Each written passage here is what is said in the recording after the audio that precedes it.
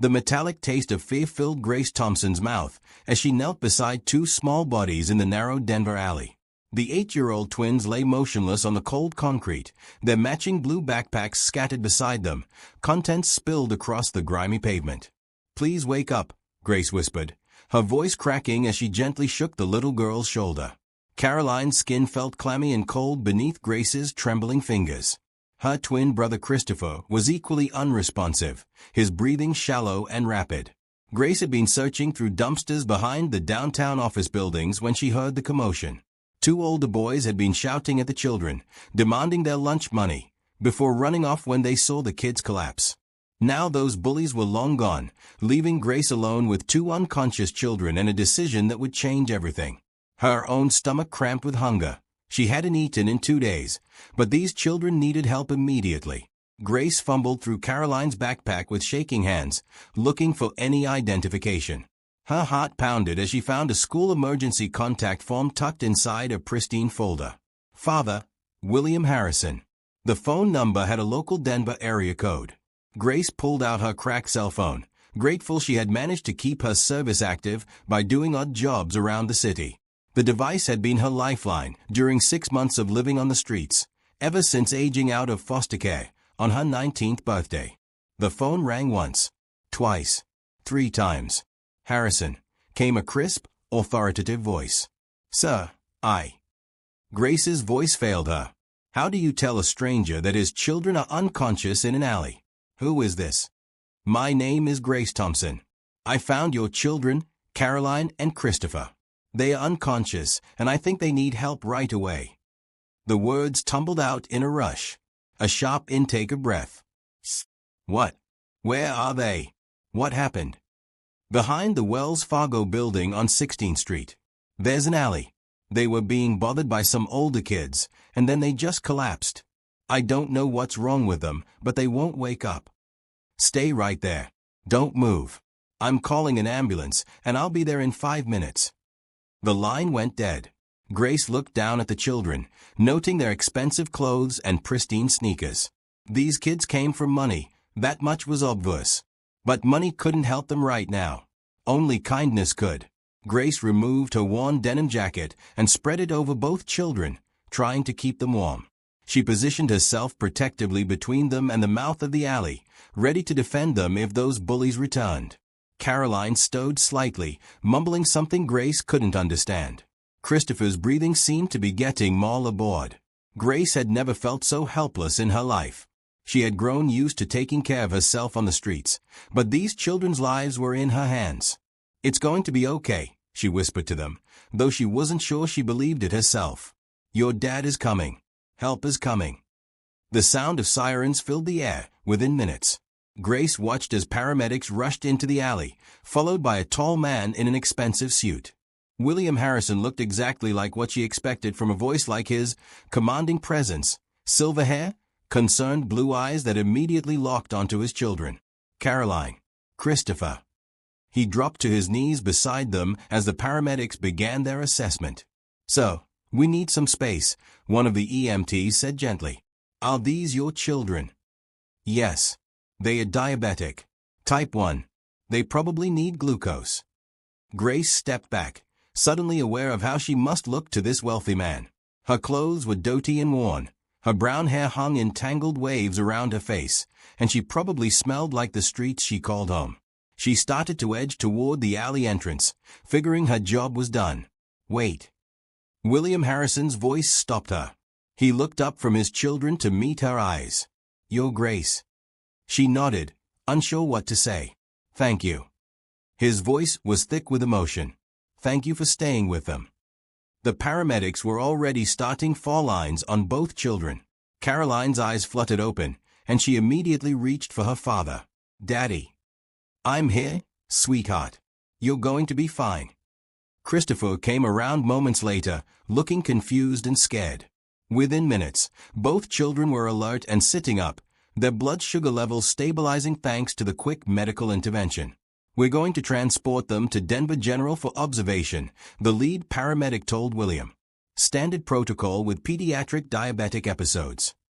As the family prepared to leave in the ambulance, William turned back to Grace one more time. She was already walking away, her job done, ready to disappear back into the anonymity of street life. "Grace, wait." She turned around reluctantly. "Ride with us to the hospital.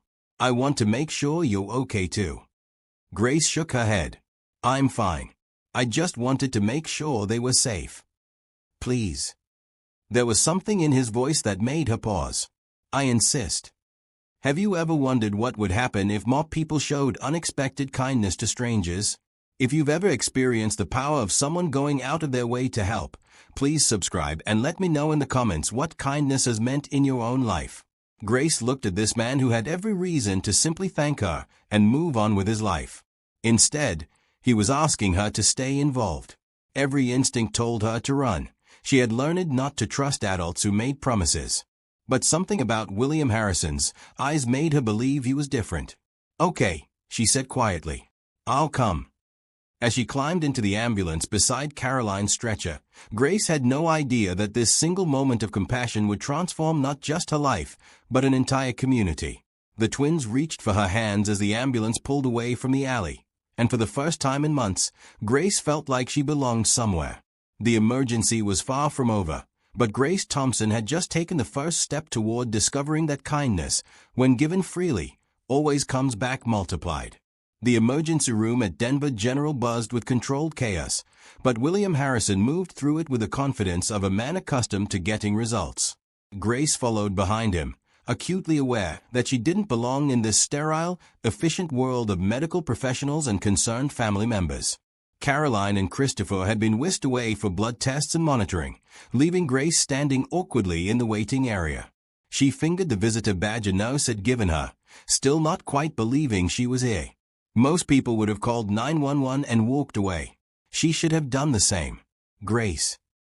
William approached her with 2 cups of coffee from the vending machine. "How do you take it?" She stared at the cup he offered. When was the last time someone had brought her coffee? Black is fine. Thank you." They sat in uncomfortable plastic chairs, the silence stretching between them. Grace kept expecting him to ask her to leave, to thank her politely and send her on her way. Instead, William seemed to be studying her with those sharp blue eyes. "How long have you been living on the streets?" he asked finally. Grace nearly choked on her coffee. Most people danced around the obvious. "How did you know?" "Your backpack, your clothes, the way you moved in that alley. You're used to watching your surroundings. Plus, you knew exactly where to look for identification in Caroline's bag. You've had to think fast before." Grace set down her cup. 6 months. Since I aged out of foster care. No family. Not anymore." Grace didn't elaborate. The story of her parents' car accident when she was 7, followed by a series of foster homes, wasn't something she shared easily. William nodded thoughtfully. "What were you doing behind that building?"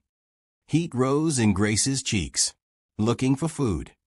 She expected judgment, pity, or worse, the kind of lecture she'd gotten from police officers about pulling herself up by her bootstraps.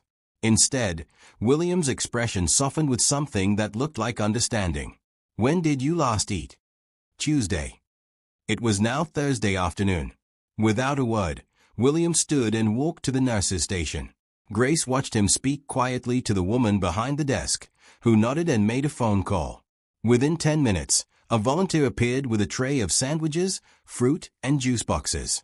"Hospital food isn't much, but it's better than nothing," William said, setting the tray between them. Grace looked at the food, then at him. "Why are you doing this?" "Because my children could have died in that alley if you hadn't been there. Because you stayed with them when you could have walked away. Because—" He paused, seeming to choose his words carefully. "Because I believe in paying kindness forward." A doctor in scrubs approached them. "Mr. Harrison, I'm Dr. Martinez. Your children are doing well." Caroline's blood sugar dropped dangerously low, which is what caused the fainting episode. Christopher's levels followed suit, probably from stress and skipping lunch. "Can I see them?" "Of course. They are asking for both you and—" The doctor glanced at Grace, the lady who found them. "Grace," William said. "Her name is Grace." They followed Dr. Martinez down the hallway to a shared room, where Caroline and Christopher sat up in their beds, looking much more like normal 8-year-olds. Caroline's blonde hair was pulled back in a ponytail, and Christopher's matching blue eyes lit up when he saw Grace. "You came," Caroline exclaimed. "Daddy said you might not." "I wanted to make sure you were okay," Grace said, surprised by how naturally she smiled at these children. "We're diabetic," Christopher announced matter-of-factly.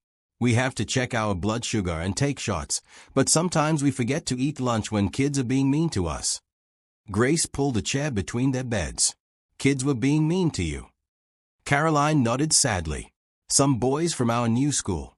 They said we were weird because we moved here from Boston and because we don't have a mom anymore."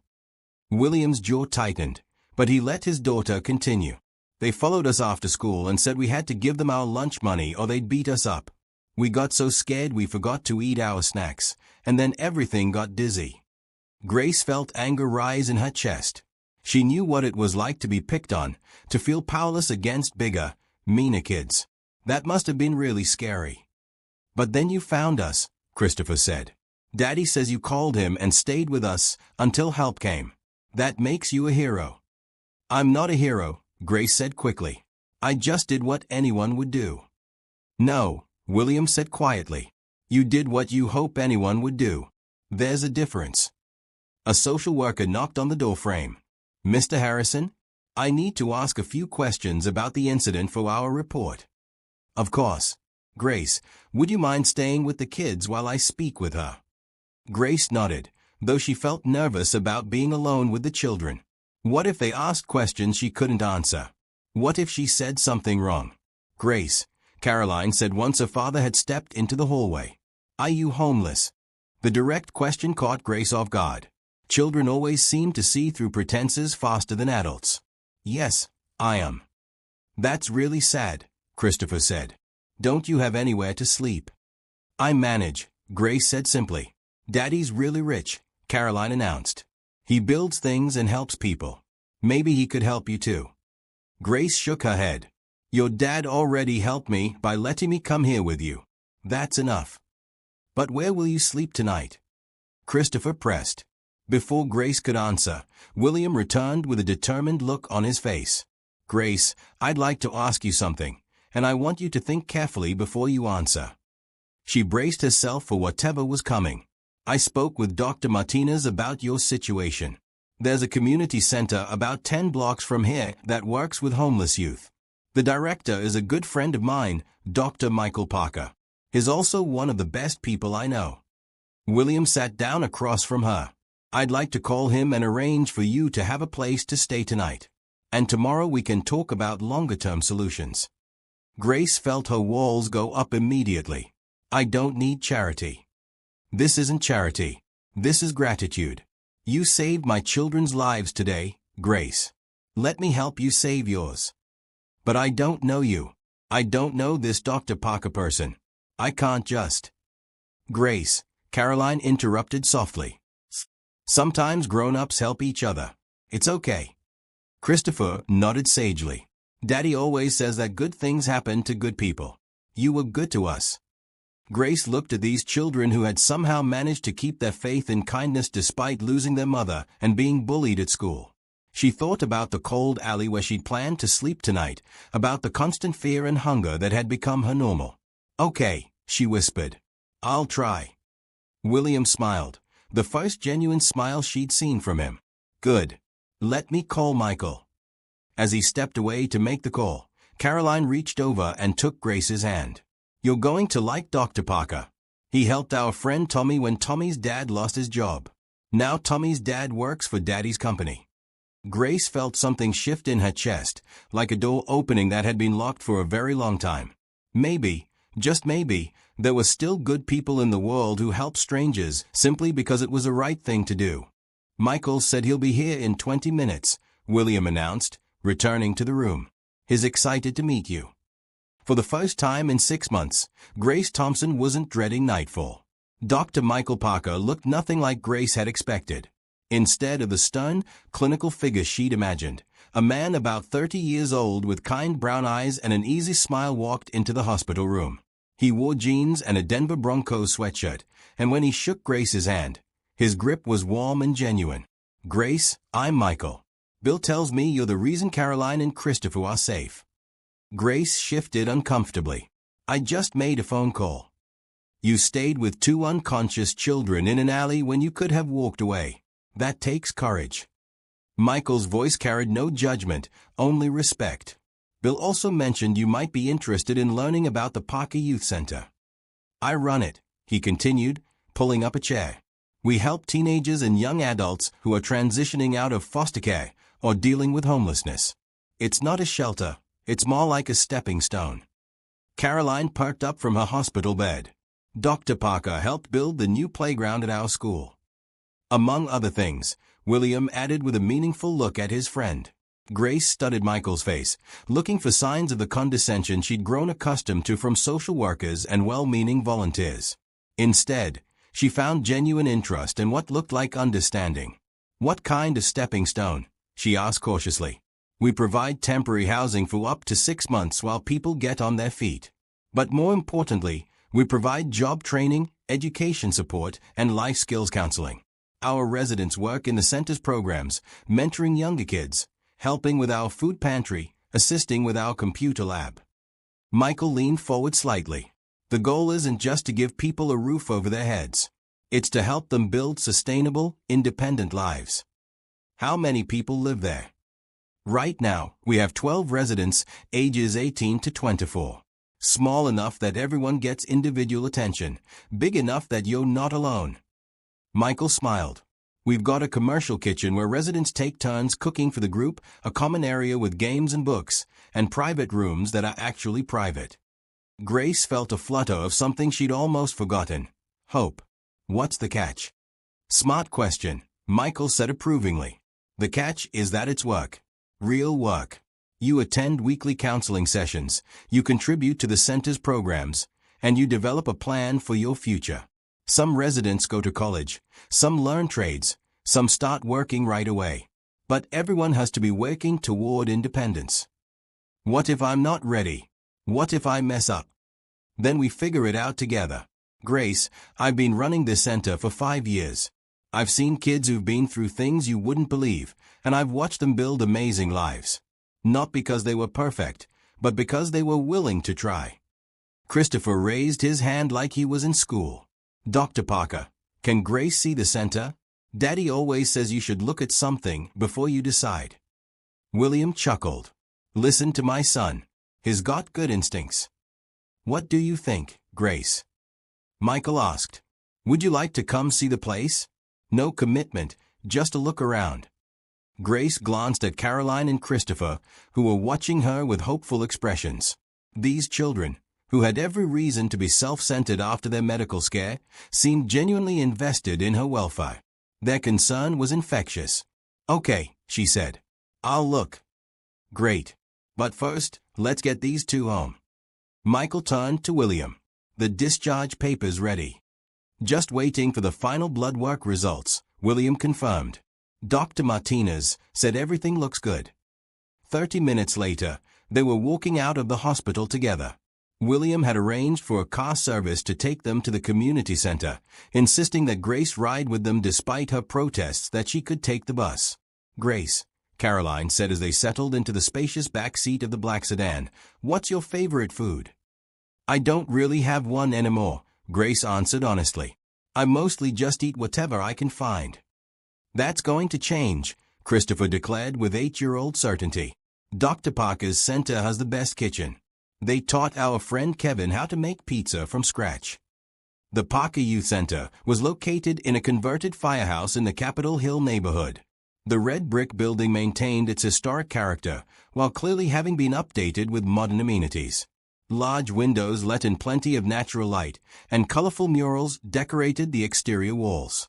"Those murals were painted by former residents," Michael explained as they walked toward the front entrance. "Each one tells a story of transformation." Inside, the center buzzed with quiet activity.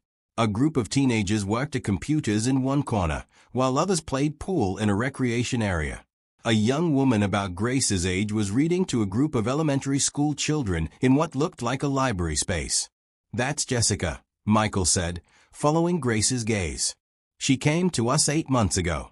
Now she's enrolled in community college, studying early childhood education, and works part-time as our children's program coordinator. A young man approached them, carrying a toolbox. Hey, Dr. Parker. I got that loose railing fixed in the stairwell. Thanks, Marcus. Grace, this is Marcus Rodriguez. He's been with us for 4 months and just started an apprenticeship with a local construction company. Marcus wiped his hand on his jeans before offering it to Grace. Nice to meet you. You thinking about joining our little family here? I'm just looking around, Grace said. That's cool. Take your time. This place. Marcus glanced around with obvious affection. It saved my life. For real. As they toured the facility, Grace began to understand what Michael meant about it being more than a shelter. The residents she met seemed genuinely happy and purposeful. They talked about their jobs, their classes, their goals for the future. Most importantly, they talked about the center like it was home. The individual rooms are upstairs, Michael said, leading them up a wide staircase. Each resident gets their own space with a bed, desk, dresser, and small refrigerator. Bathrooms are shared between 2 rooms. He opened a door to show them an empty room.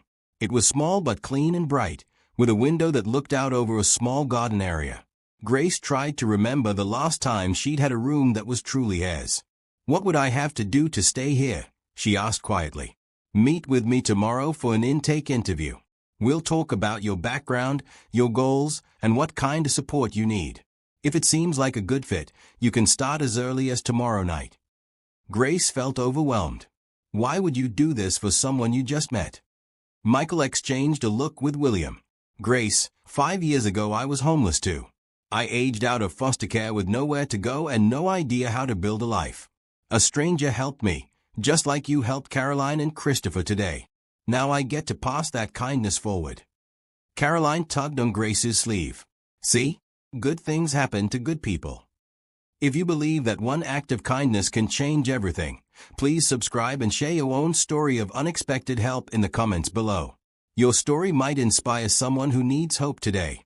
Standing in that small, bright room with these people who barely knew her but wanted to help anyway, Grace felt something she'd almost forgotten existed, the possibility of a real future.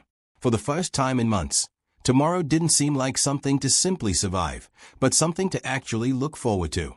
Okay, she said, her voice stronger than she felt. Let's talk tomorrow.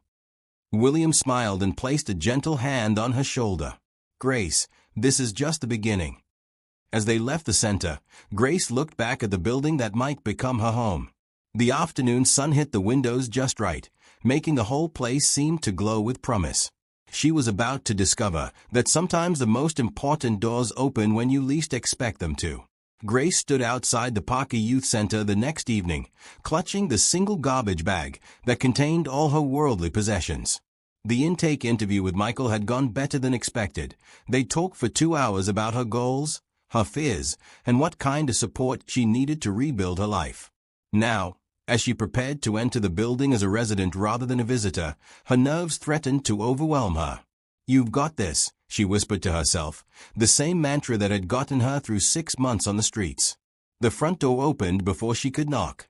Jessica, the young woman she'd seen reading to children the day before, greeted her with a warm smile. Grace, Michael told us you'd be moving in today. I'm Jessica, your official welcome committee. She was petite with shoulder-length red hair and bright green eyes that sparkled with genuine enthusiasm. Thanks, Grace managed, suddenly self-conscious about her garbage bag luggage. Don't worry about that, Jessica said, as if reading her mind. We've all been there. Come on, let me show you to your room and introduce you to everyone. The evening residents were gathered in the main common area, some playing board games, others doing homework at the large table. Jessica clapped her hands to get their attention. Everyone, this is Grace Thompson. She's moving into room 3B. A chorus of hellos greeted her. Marcus, whom she'd met the day before, waved from where he was helping a younger boy with what looked like math homework. A girl about her own age with short black hair and kind eyes approached them. I'm Amy Chen. I'm in 3A, right next door to you. If you need anything tonight, just knock. Thanks, Grace said, feeling slightly less nervous. Amy's our resident expert on navigating your first week, Jessica explained. She's been here 3 months and just got accepted to nursing school. They climbed the stairs to the second floor. Grace's room was exactly as she remembered, small but bright and clean. Someone had left a small potted plant on the windowsill with a note that read "Welcome home. The second floor gang." "The plant is from Tommy," Jessica explained. "He grows them in our garden area out back. Says every new resident needs something alive and growing in their room." Grace set her garbage bag on the single bed and looked around. After months of sleeping in doorways, under bridges, and in 24-hour laundromats, having 4 walls and a door that locked felt like luxury. "Dinner's in 20 minutes, Jessica said. "Tonight's Amy's turn to cook, and she makes the best chicken stir-fry you've ever had. We eat family style in the main dining room." Alone in her room, Grace unpacked her few belongings. 3 changes of clothes, a worn paperback novel, a small photo of her parents, and the cracked cell phone that had probably saved Caroline and Christopher's lives. She placed the photo on the small desk and sat on the bed, testing the mattress. It was firm and comfortable, and the sheets smelled like detergent rather than desperation. A soft knock on her door interrupted her thoughts. "Grace? It's Michael. Mind if I come in?" She opened the door to find him holding a large canvas shopping bag. "Welcome package," he explained. "Basic toiletries, some notebooks and pens, and a few other things to get you started." "You don't have to keep giving me things," Grace said, though she gratefully accepted the bag. "Actually, I do. It's part of the program. Every new resident gets a starter kit." Michael's smile was kind but matter-of-fact. "Grace, I want you to know that the first few days can feel overwhelming. You're going from survival mode to stability mode, and that's a big adjustment. If you need to talk, my office door is always open." "What if I don't fit in here? What if I'm too?" Grace struggled for the words. "Too what?" "Too damaged. Too used to being alone." Michael leaned against the doorframe. "Grace, every person in this building has felt exactly like you're feeling right now.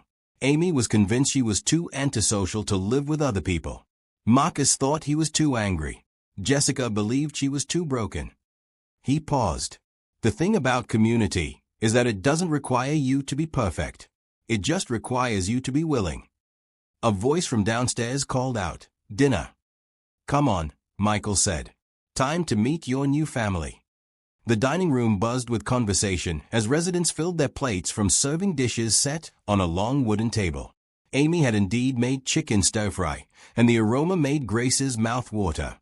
She realized she hadn't had a proper hot meal in weeks. "Grace, sit here," called a young man with dark hair and glasses. "I'm David Kim, and I want to hear about how you saved those rich kids yesterday." "It wasn't like that," Grace protested, taking the offered seat. "Sure it was," said a girl across the table.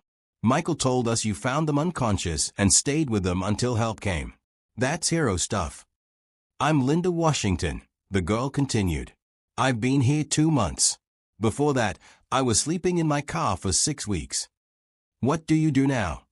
Grace asked, grateful for the shift in focus away from her own story. "I work in the center's computer lab, during the day, teaching basic skills to other homeless youth. At night, I take online classes in web design. In 4 months, I'll have enough saved to get my own apartment." "That's amazing," Grace said, and meant it. "Everyone here has a story like that," said David. "Well, everyone except me. I just got here 3 days ago." Marcus laughed. David's being modest. He's already signed up for the GED prep program and applied for 3 jobs. As dinner continued, Grace listened to the easy banter between residents. They teased each other, shared advice, and celebrated small victories. It felt like what she imagined a normal family dinner might be like, something she'd never really experienced.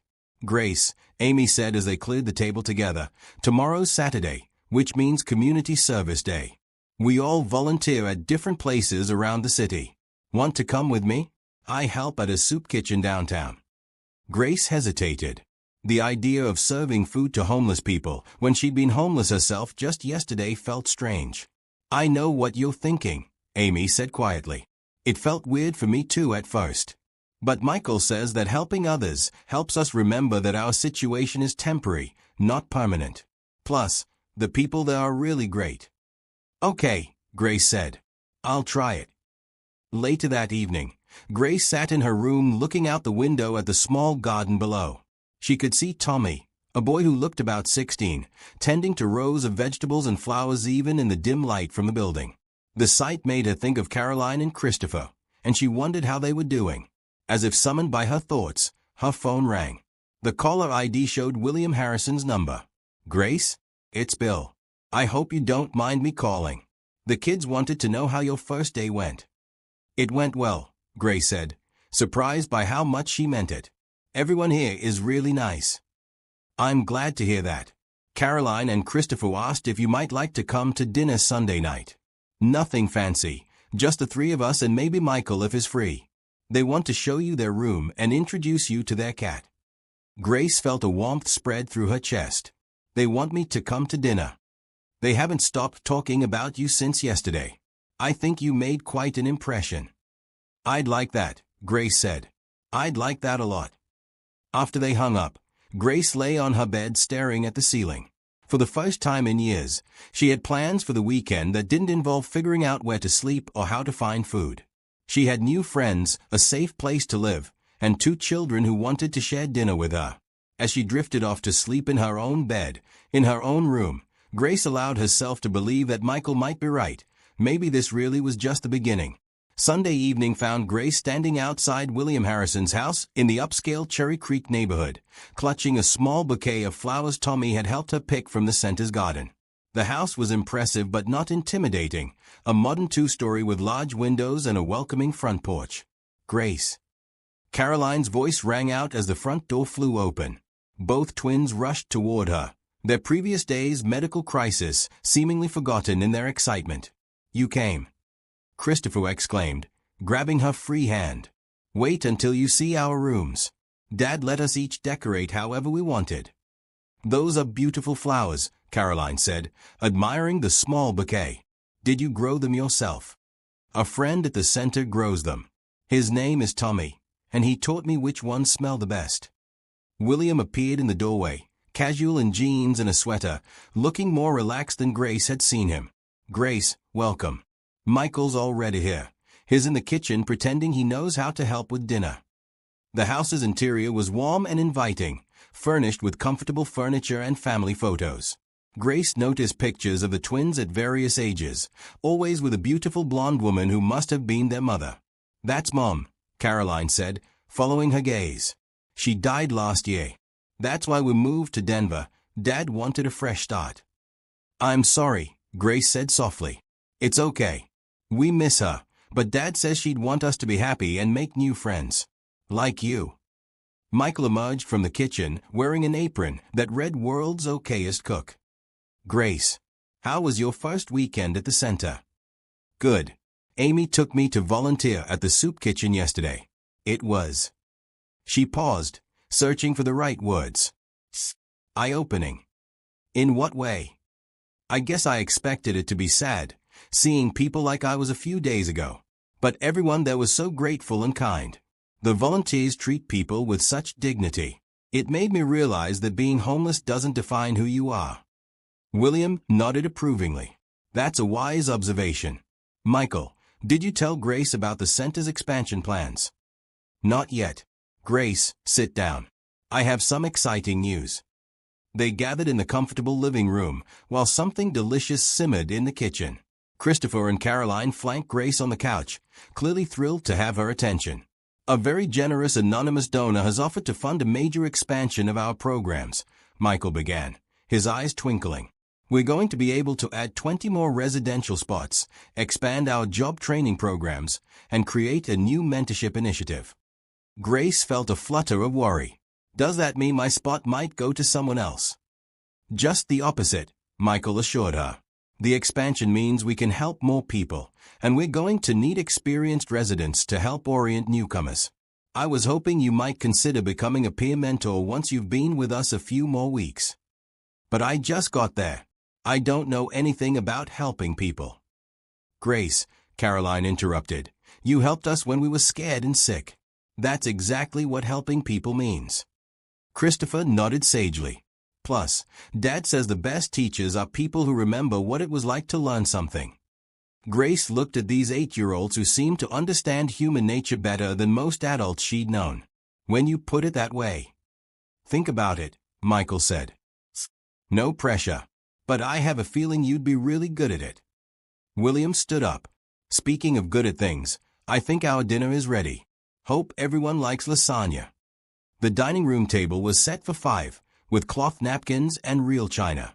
Grace couldn't remember the last time she'd eaten at a table this nice, with people who seemed genuinely happy to have her there. Grace, Caroline said as they passed around the salad, tell us about the other people at your new home.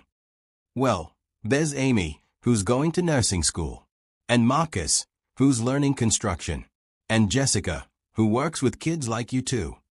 Grace found herself smiling as she described her new housemates. They are all really different, but they all look out for each other. Like a family, Christopher observed. Yeah, I guess it is like a family. Dad, Caroline said thoughtfully, maybe Grace could bring some of her friends here for dinner sometime. Jessica sounds really nice. William raised an eyebrow. That's a lovely idea, sweetheart. Grace, you and your friends are always welcome here. After dinner, the twins insisted on giving Grace the complete house tour, including their individual bedrooms and the playroom that doubled as William's home office. Caroline's room was decorated in purple and yellow, with horse posters covering every surface. Christopher's featured planets and spaceships, with a telescope positioned by his window. I want to be an astronaut, he announced. Or maybe a veterinarian. I haven't decided yet. Why not both? Grace suggested. Maybe you could be the first veterinarian in space, taking care of animals on space stations. Christopher's eyes widened with possibility. That would be so cool. Caroline, did you hear that? I'm going to be a teacher, Caroline declared. Like Ms. Rodriguez at our school. She's really nice and helps kids who are having trouble with reading. Grace felt a tug in her chest. These children, despite everything they'd been through, still believed in their dreams and in helping others. Their optimism was infectious. Grace, William said as they returned to the living room, can I ask you something personal? She tensed slightly. Sure. What do you want to do? I mean, long-term. College, career, that sort of thing. Grace was quiet for a moment. I used to want to be a social worker. Before everything got complicated. I thought maybe I could help kids in foster care navigate the system better. That's still possible, Michael said gently. The center has partnerships with community colleges. We can help with applications, financial aid, all of it. But I don't have a high school diploma. I aged out of care before I could graduate. GED first, then community college, William said matter-of-factly. I know several excellent tutors who volunteer their time for exactly this kind of situation. Grace looked around the room at these people who barely knew her but were already making plans for her future. Why do you all care so much? I mean, you don't really know me. Caroline climbed into Grace's lap without asking permission. Because you're good people. Good people help each other. Plus, Christopher added, Dad always says that when you help someone else reach their dreams, it makes your own dreams bigger too. Michael laughed. These kids are pretty wise. As the evening wound down, William walked Grace to the front door while the twins gathered the flowers she'd brought to put in water. Grace, I want you to know that what you did for Caroline and Christopher went beyond just calling for help. You gave them back their faith that there are good people in the world. After losing their mother and dealing with bullies at school, they were starting to think the world was a scary place. They gave me something too, Grace said quietly. They reminded me that kindness still exists. It does. And now you're part of spreading it. As Michael drove her back to the center, Grace felt something she hadn't experienced in years, a sense of belonging. Not just to a place, but to a group of people who cared about her future as much as her present. Michael, she said as they pulled up to the center, I want to be a peer mentor. He smiled. I was hoping you'd say that. Walking into the center that night, Grace realized that for the first time since her parents died, she felt like she was coming home. And tomorrow, she would start helping others find their way home too. 3 weeks into her residency at the Parker Youth Center, Grace was settling into a routine that felt both challenging and rewarding. Mornings were spent in GED prep classes with David and 2 other residents. Afternoons, she worked as a peer mentor, helping new arrivals adjust to life at the center. Evenings were for community dinners, study time, and the gradual building of friendships that felt more genuine than any she'd known. On this particular Tuesday morning, Grace was in Michael's office for their weekly check-in when her phone rang. William Harrison's number appeared on the screen. "Sorry," she said to Michael. "The twins' dad. I should probably take this." "Grace, I have a situation, and I could really use your help." William's voice carried an urgency she hadn't heard since the day in the alley. "What's wrong? Are Caroline and Christopher okay?" "They are fine. But there's a 15-year-old boy named Kevin Martinez sitting in my office right now. He's been living on the streets for 2 months, and is scared, hungry, and pretty convinced that all adults are going to let him down." William paused. "He won't talk to me or the social worker I called. But when I mentioned that I knew someone who'd been in his situation recently, someone who understood what he was going through." "You want me to talk to him?" "Only if you're comfortable with it. I know it's asking a lot."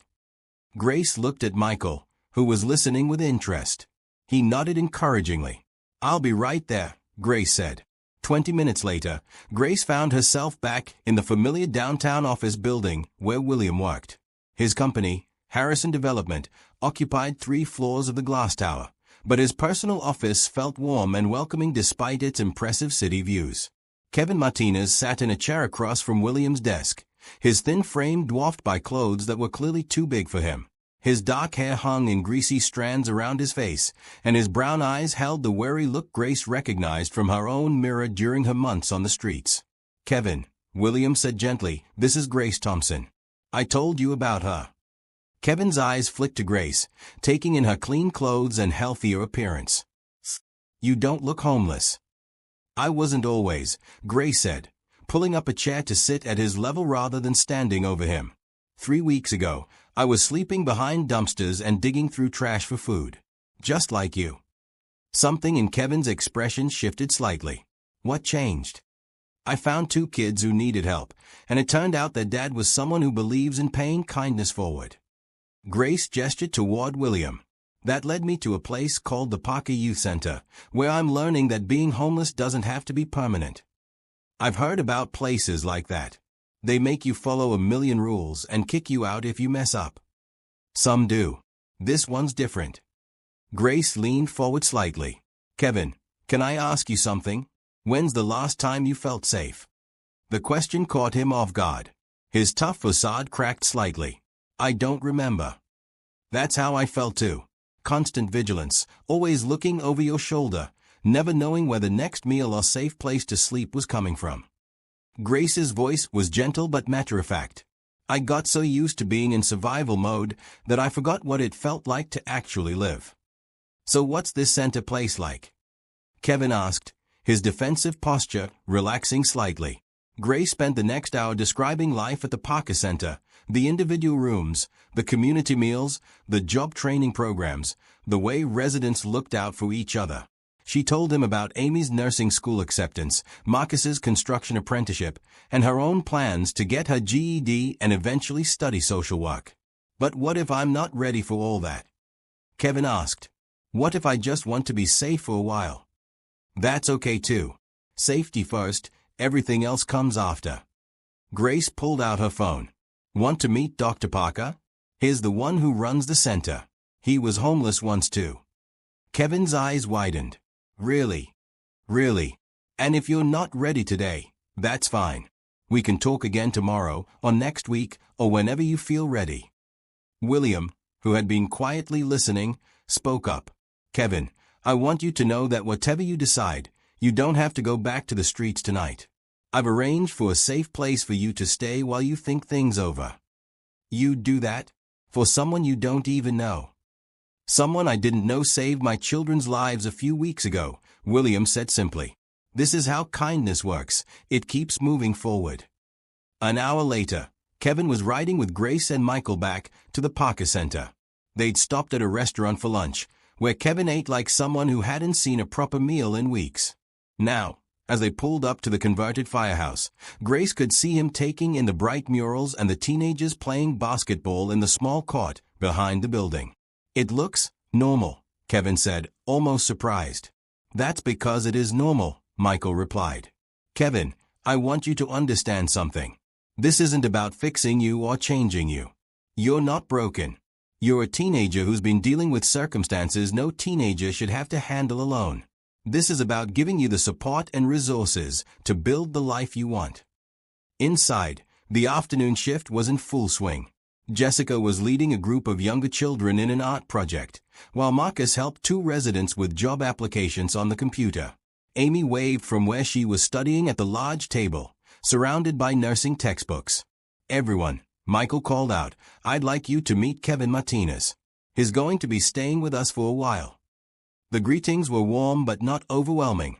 Grace noticed how naturally the other residents included Kevin in their conversations, sharing stories about their own first days and offering practical advice about navigating the center's routines. "Kevin," said a girl named Rosa who'd arrived just a week before, "they have hot showers here. Like, really hot. With good water pressure. It's amazing." David looked up from his GED prep materials.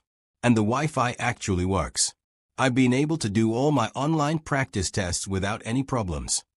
"Plus," added Tommy from where he was repotting plants by the window, "if you're interested, I can teach you about gardening. It's really peaceful, working with your hands in the dirt." Grace watched Kevin's face as he absorbed this information. She could see the same cautious hope she'd felt during her own first visit starting to replace the wariness in his eyes. "Dr. Parker," Kevin said, "what do I need to do to stay here?" "Tonight, just rest and eat and feel safe. Tomorrow, we'll sit down and talk about your goals and how we can help you reach them. That's it. No pressure, no timeline, just support." That evening at dinner, Kevin sat between Grace and Marcus, listening to the easy conversation around the table. When Linda mentioned her upcoming job interview at a web design company, he asked questions about how she'd learned her skills. When Amy talked about her upcoming nursing school orientation, he wanted to know what classes were like. "Kevin," Amy said, "what kinds of things are you interested in? Like, if you could do anything, what would it be?" Kevin was quiet for a moment. "I used to like working on cars with my uncle before he moved away. I was pretty good at figuring out what was wrong with engines." "There's a great automotive program at the community college," Marcus said. "They even have apprenticeships with local shops. Maybe that's something to think about." After dinner, Grace found Kevin sitting in the garden area where Tommy grew his vegetables and flowers. The evening air was cool, and the city lights twinkled in the distance. "Overwhelming?" Grace asked, sitting on the bench beside him. "In a good way, I think." Kevin was quiet for a moment. "Grace, why did you help me today? You don't know me." Grace thought about it. "Because 3 weeks ago, I was exactly where you are now. Because someone helped me when they didn't have to. Because..." She paused, remembering something Caroline had said. "Because good things happen to good people, and helping good people have good things makes the whole world a little bit better." Kevin smiled, the first real smile she'd seen from him. "Those sound like kid words." "They are. From 2 8-year-olds who taught me that kindness isn't complicated. It's just choosing to help when you can." Looking around the garden, with the center's warm lights glowing behind them and the promise of a safe night's sleep ahead, Grace realized that her life had become something she'd never thought possible, a life where she could help others find their way to safety and hope. And that, she was learning, was what made all the difference. The knock on Grace's door came at 7 in the morning, sharp and official. She'd been awake anyway, studying GED prep materials by the early light streaming through her window. When she opened the door, a woman in a business suit stood in the hallway holding a clipboard and wearing the kind of expression that immediately put Grace on edge.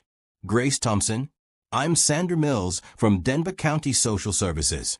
I need to speak with you about your living situation here." Grace's stomach dropped. She'd been in the system long enough to know that unannounced visits from social workers were rarely good news. "Is something wrong? May I come in? This shouldn't take long." Grace reluctantly stepped aside, watching as Ms. Mills scanned her small room with critical eyes. The woman made notes on her clipboard, her gaze lingering on the photo of Grace's parents and the small plant Tommy had given her. Ms. Thompson, we've received some concerns about the Parker Youth Center and specifically about residents who may not be properly documented in our system. What kind of concerns? Questions about background checks, financial accountability, and whether young adults living here are receiving appropriate oversight. Ms. Mills sat in the room's single chair, forcing Grace to perch on the edge of her bed. I need to verify some information about your case history.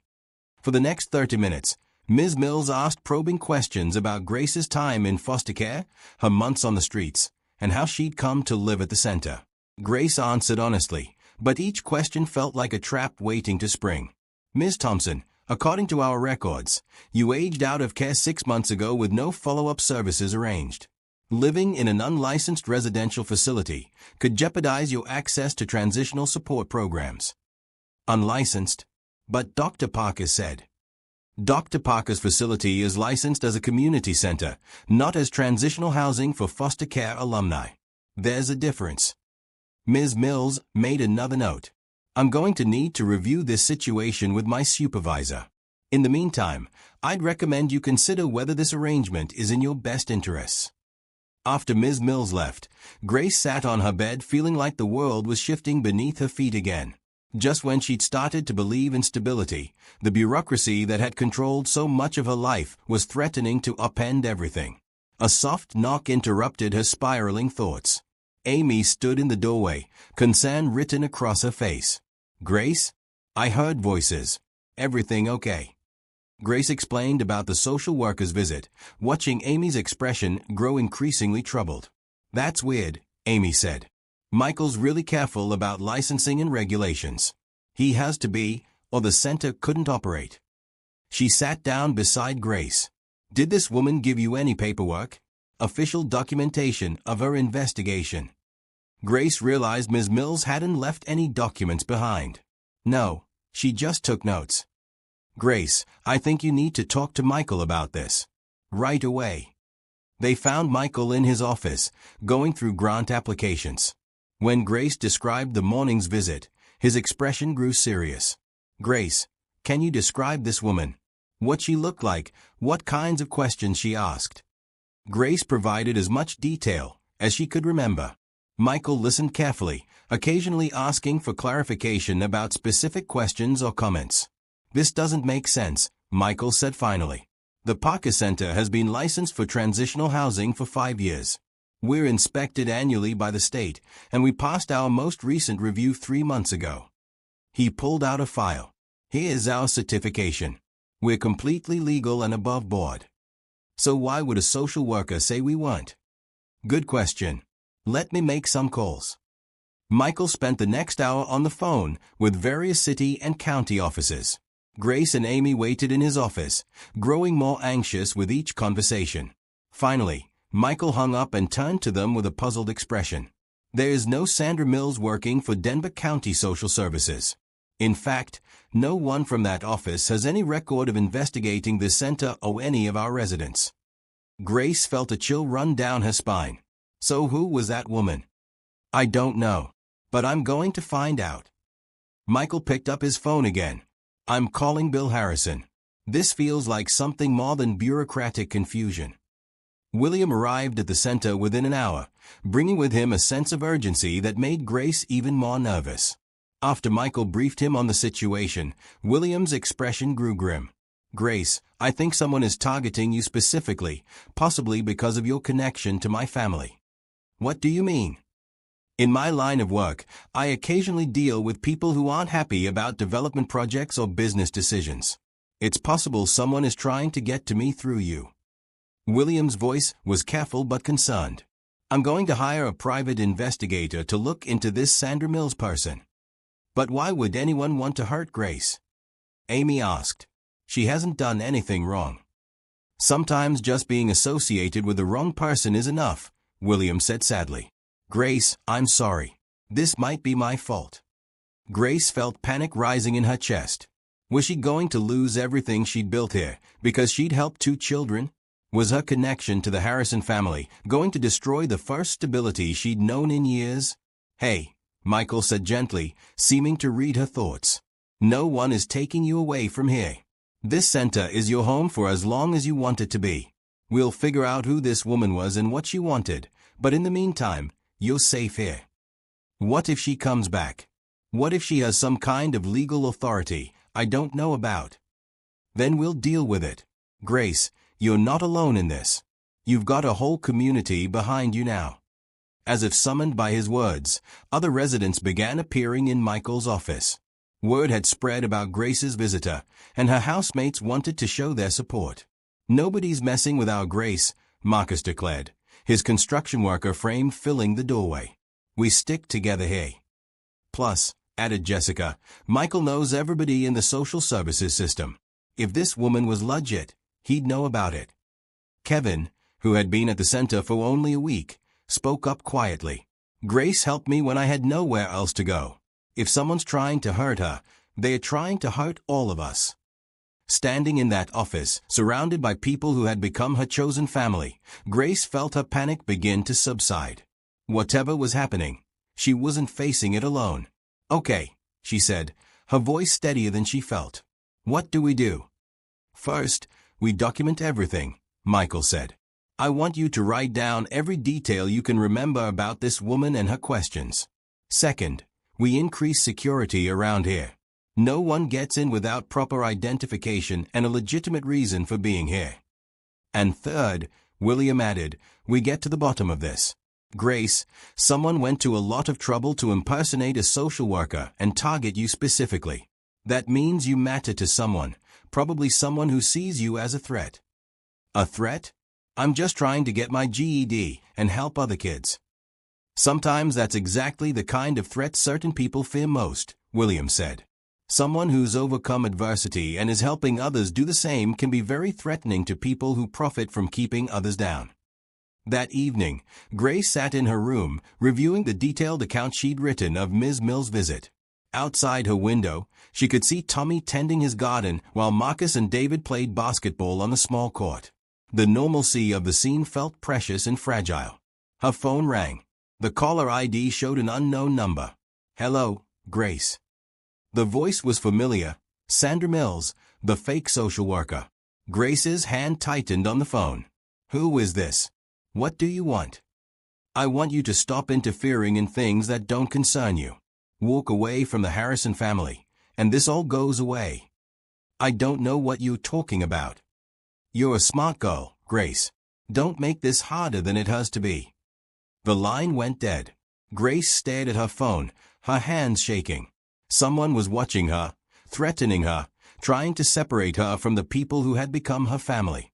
But as she looked around her room, at the photo of her parents, Tommy's plant, the GED books that represented her future, Grace realized something important. She'd survived 6 months on the streets. She'd built a new life from nothing. She wasn't the scared, powerless girl she'd been just a few weeks ago. Whatever this person wanted, whoever they were, Grace Thompson wasn't backing down. The next morning brought an unexpected crowd to the Parker Youth Center. Word about Grace's situation had spread through Denver's tight-knit community of social workers, teachers, and advocates, and people were showing up to offer support. Grace stood at the front window, watching in amazement as cars continued to arrive. "Michael, who are all these people?" "Your support system," Michael replied, his own voice filled with wonder. "Grace, I've been working in this community for years, and I've never seen anything like this." The first person through the door was Mrs. Rodriguez, Caroline and Christopher's teacher from their elementary school. "Grace, the Harrison children told me about your situation. I brought some of my colleagues from the school district." She gestured to 3 other women behind her. "We want to help however we can." "But you don't even know me," Grace said, overwhelmed. "I know you saved 2 of my students. I know you've been helping other homeless youth find stability. That's enough for me." Next came Dr. Martinez from Denver General, the emergency room physician who had treated the twins. "Grace, I hope you don't mind the intrusion. Bill Harrison called me about your situation. I've brought some friends from the medical community." Behind him stood 2 nurses and another doctor, all carrying bags that appeared to be filled with supplies. Dr. Martinez, I don't understand. Why would you come here? Because what you did for those children in that alley showed real character. And because this community takes care of its own. The morning continued with a steady stream of visitors. The owner of the restaurant where Grace had volunteered during her first week brought sandwiches for everyone. The librarian from the downtown branch arrived with a bag of GED prep books. Even the police officer who had occasionally checked on her during her months on the streets stopped by to offer his support. Grace, Officer Patterson said, I've been working these streets for 15 years. Most of the homeless youth I encounter are so focused on survival that they wouldn't stop to help someone else. What you did for those kids shows the kind of person you really are. By noon, the center's main room was packed with people. Amy had organized them into different groups. Some were discussing security measures with Michael, others were planning fundraising efforts, and a few were simply there to make sure Grace knew she wasn't alone. This is incredible, Kevin whispered to Grace as they watched Mrs. Chen, Amy's mother, distribute homemade cookies to everyone present. All these people came here for you. Not just for me, Grace corrected. For all of us. For what this place represents. William arrived with Caroline and Christopher in tow, both children's eyes wide as they took in the crowd. Grace. Caroline ran to her immediately. Daddy told us someone was being mean to you. We came to help. What can we do? Christopher asked seriously. We're not very big, but we're very determined. Grace knelt down to their level, touched by their concern. You've already helped more than you know. Just by being here, by caring about what happens to me. Of course we care, Caroline said matter-of-factly. You're part of our family now. The simple statement hit Grace harder than she expected. She looked around the room at all these people who had shown up to support her. Social workers and teachers, doctors and police officers, business owners and students. They weren't here because they had to be. They were here because they chose to be. Can I have everyone's attention? William's voice carried across the room. The conversations gradually died down as people turned toward him. I want to thank you all for being here today. What you're witnessing is the best of what community can be, people coming together to protect someone who represents hope and possibility. He paused, looking around the room. But I also want you to know that this situation is more serious than we initially thought.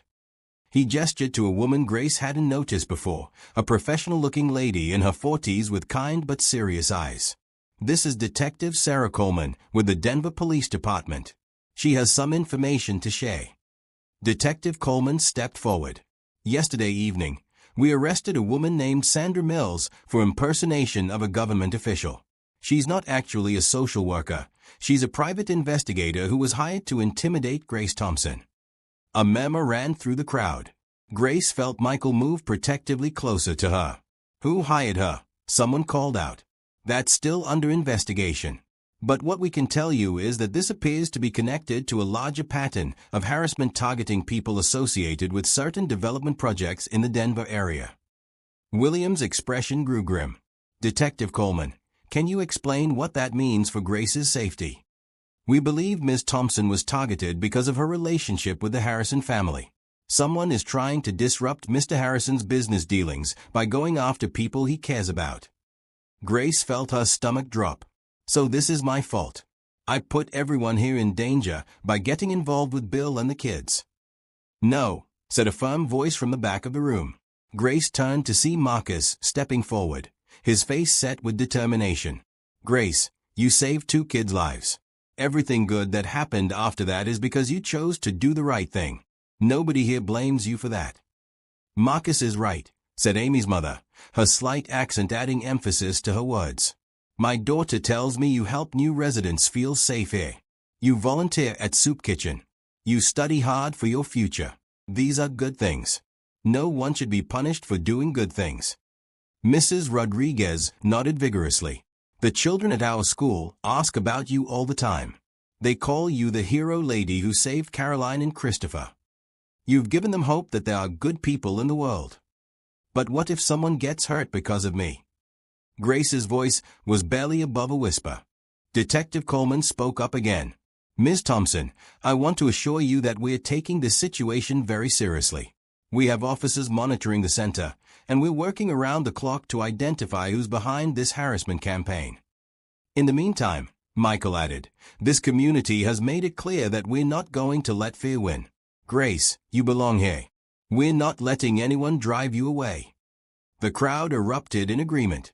Grace looked around the room at all these faces, some familiar, some new, all united in their determination to protect her and what she represented.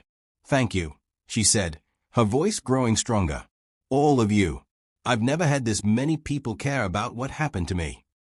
Well, you do now, said Jessica firmly. And we're not going anywhere. As the afternoon wore on, the impromptu gathering evolved into something more organized. Committees formed to address different aspects of the situation: security, legal support, community outreach, and media relations. Grace found herself at the center of it all, not as a victim needing rescue, but as someone whose story had inspired others to action. Grace, Christopher tugged on her sleeve as the crowd began to thin out in the early evening. Are you going to be okay? She looked down at his worried face, then over at Caroline, who was helping Tommy water his plants in the garden area. These children had been through so much, losing their mother, moving to a new city, dealing with bullies, yet they were here worrying about her. Yes, she said, and for the first time all day, she truly meant it. I'm going to be okay. We all are. Because standing in that room, surrounded by a community that had rallied around her, Grace finally understood what Michael had been trying to tell her from the beginning. She wasn't just a formerly homeless teenager trying to get by. She was part of something bigger, a network of people committed to lifting each other up. And that, she realized, was something worth fighting for. 2 weeks after the community rally, Grace stood in front of the bathroom mirror in her room at the Parker Center, adjusting the collar of her new blue blouse. Today was her GED test, and despite weeks of intensive studying, her nerves were getting the better of her. A knock on her door interrupted her anxious preparation. Grace? It's Amy. Can I come in? Grace opened the door to find Amy holding a small wrapped package and wearing a huge smile. A little good luck gift from all of us, Amy said, handing her the package. Open it. Inside was a silver bracelet with a small charm shaped like a key. Grace looked at it questioningly. The key represents new doors opening, Amy explained. Michael picked it out. He said to remind you that this test is just the first door of many. Thank you, Grace said, fastening the bracelet around her wrist. Amy, what if I don't pass? Then you take it again. Grace, you've been studying harder than anyone I've ever seen. David says you know more than he does, and has been in the GED program longer. But what if? Grace Thompson. Amy's voice took on a firm tone. 6 weeks ago, you were sleeping in alleys. Now you're about to take the test that will let you apply to college. You've already done the impossible. This is just paperwork. Grace laughed despite her nerves. Just paperwork. Very important paperwork, Amy conceded. But still just paperwork. Downstairs, the common room had been transformed into what looked like a send-off party. Marcus, David, Kevin, Jessica, and several other residents had gathered around the large table, which was covered with encouraging cards and a small cake that read, "You've got this, Grace." Surprise, called out Tommy from his position by the window. We wanted to give you a proper send-off. You guys didn't have to do this, Grace said, touched by the gesture. Yes, we did, said Linda firmly. Grace, you've helped every single one of us since you got here. Kevin's doing amazing because you showed him it was okay to accept help. David passed his practice test because you spent hours helping him with math. And you convinced Rosa to stay when she wanted to leave after her first week.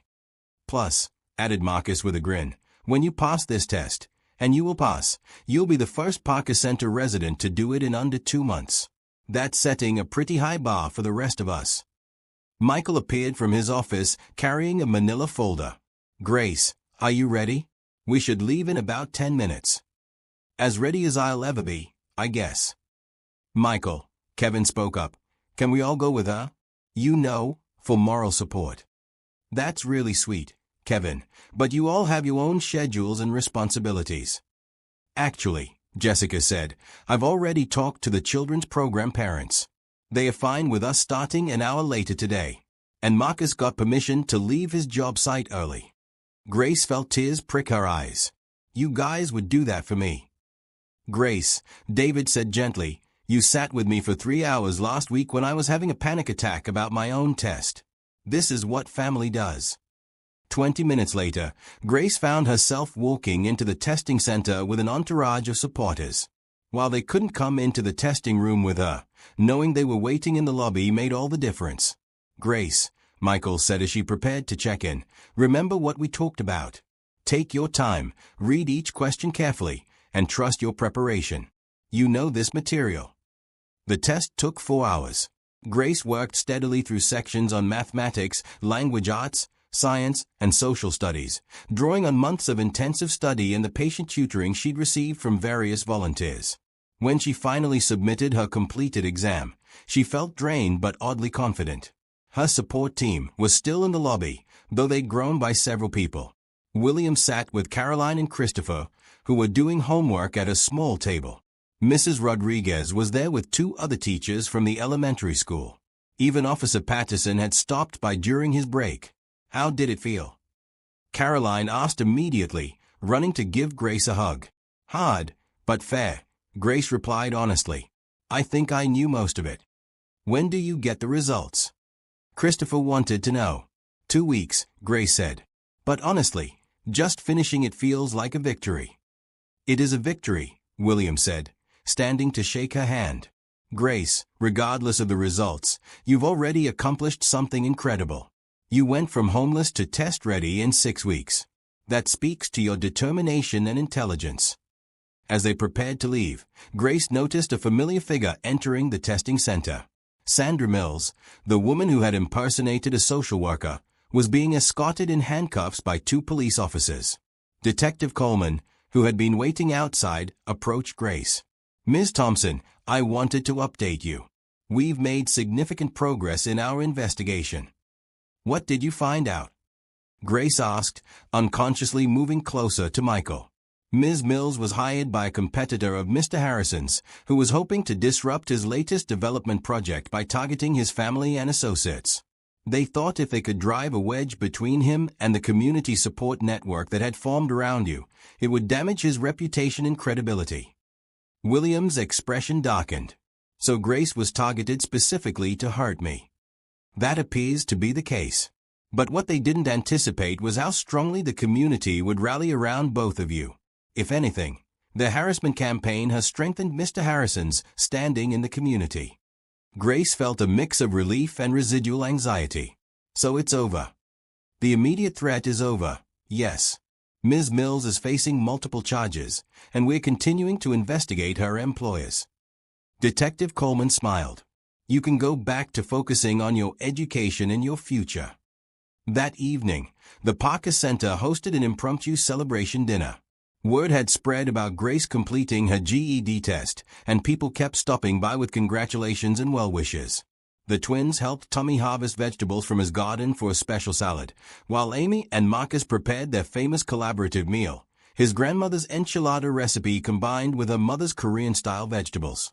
"Grace," Jessica said as they gathered around the large dining table, "I have something to tell you. I got accepted to the 4-year university program." The table erupted in cheers and congratulations. Grace felt genuinely happy for her friend, but also a pang of something that might have been envy. "That's amazing, Jessica. You deserve it." "Actually," Jessica continued, "that's not the whole announcement. Michael, do you want to tell her, or should I?" Michael smiled mysteriously. "Jessica, this is your news to share.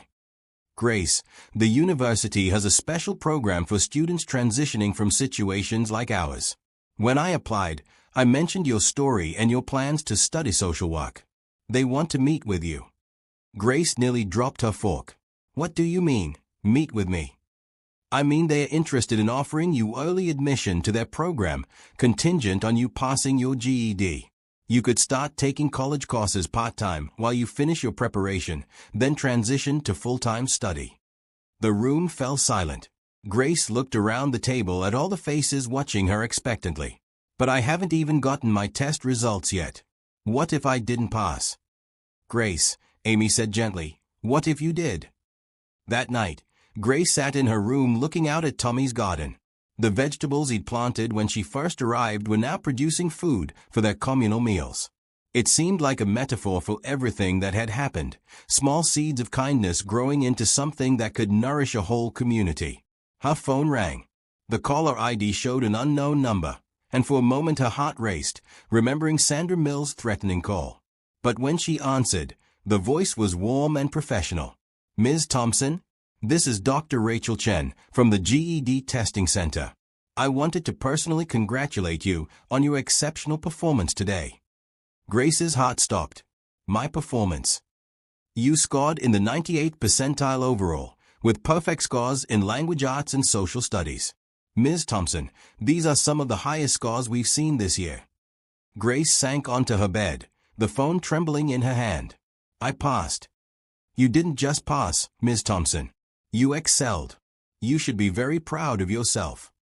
After hanging up, Grace sat in stunned silence for a moment. Then she opened her door and ran downstairs to the common room, where most of her housemates were still gathered. I passed, she announced, her voice cracking with emotion. I got my GED. The celebration that followed was spontaneous and joyful. Amy burst into tears and hugged her tightly. Marcus whooped and lifted her off the ground. David high-fived her so enthusiastically she nearly fell over. Tommy presented her with a small bouquet of flowers from his garden, and Kevin just grinned and said, I knew you could do it. Michael appeared from his office, his face beaming with pride. Grace, this is just the beginning. Tomorrow, we'll start working on your college applications. Actually, Grace said, looking around at all these people who had become her chosen family, I think I'd like to stay here a little longer. Help more people like Kevin find their way. Maybe take some college classes part-time while I keep working as a peer mentor. You sure about that? Jessica asked. You could move on, get your own place, start your new life. Grace looked around the room, at the residents who had become siblings, at Michael who had become like a father figure, at the building that had become the first real home she'd known since her parents died. This is my new life, she said, and I can't think of anywhere I'd rather build it. As the celebration continued around her, Grace realized that the scared, homeless teenager who had found two unconscious children in an alley was gone. In her place stood a young woman with a future, a purpose, and a community that would always have her back. And that transformation, she knew, was just the beginning. 1 year later, Grace Thompson stood in the same alley where she had found Caroline and Christopher Harrison, but everything else about the scene was different. Instead of desperately searching through dumpsters for food, she was leading a group of new Parker Center residents on a community service project, helping to transform the neglected space into a small pocket park. Grace, where do you want us to put the bench? Called Marcus, who had returned to volunteer despite having moved into his own apartment 3 months earlier. His construction skills had proven invaluable in the park renovation project. Right there by the memorial garden, Grace replied, pointing to a spot where Tommy's carefully planned flowers created a splash of color against the urban landscape. That way people can sit and remember that beautiful things can grow in unexpected places. Amy, now 6 months into her nursing program, paused in her planting to smile at Grace. Look at you, getting all philosophical. I learned it from an 8-year-old, Grace said, thinking of Caroline's simple wisdom about good things happening to good people. The Pocket Park project had been Grace's idea, developed as part of her coursework in the university's social work program. She was taking classes part-time while continuing her work as the Parker Center's official youth transition coordinator, a position that had been created specifically for her after the center received a major grant expansion. Grace called Kevin from where he was installing a small plaque near the park's entrance. What do you think? The bronze plaque read, in memory of small acts of kindness that change everything. May this space remind us that hope can flourish anywhere. Perfect, Grace said, her throat tightening with emotion. The park renovation was being funded by the Harrison Foundation, a charitable organization William had established after realizing how much good could be accomplished when business success was combined with community investment. The foundation's first major initiative had been doubling the size of the Parker Center and creating satellite programs throughout Denver. Grace.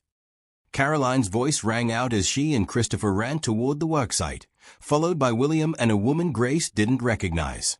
At 9 years old, the twins had grown taller and more confident, but they still lit up whenever they saw Grace. They'd become regular volunteers at the center, helping with homework tutoring and organizing donation drives at their school.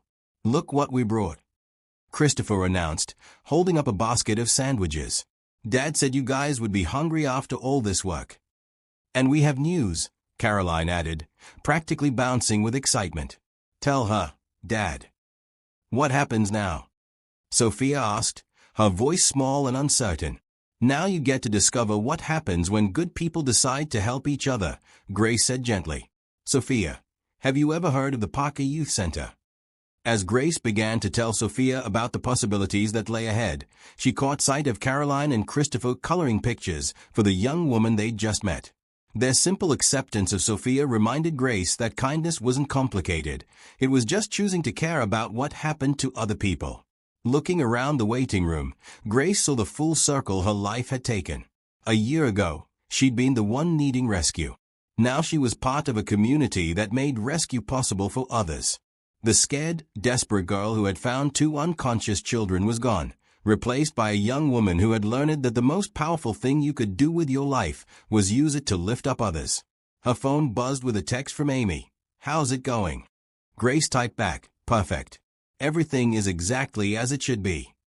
And for the first time in her life, she absolutely meant it. Outside the hospital windows, the Denver skyline glittered with possibility. Tomorrow, Grace would start designing programs to help homeless youth across the city. Next week, she'd begin her junior year of college. Next month, she'd celebrate the first anniversary of Kevin's high school graduation. But tonight, she was simply Grace Thompson, sitting in a hospital waiting room with a scared teenager, proving once again that sometimes the most important thing you can do is stay with someone until help arrives. And in that moment, surrounded by the family she'd chosen and the community that had chosen her back, Grace knew that her story was far from over. It was just beginning.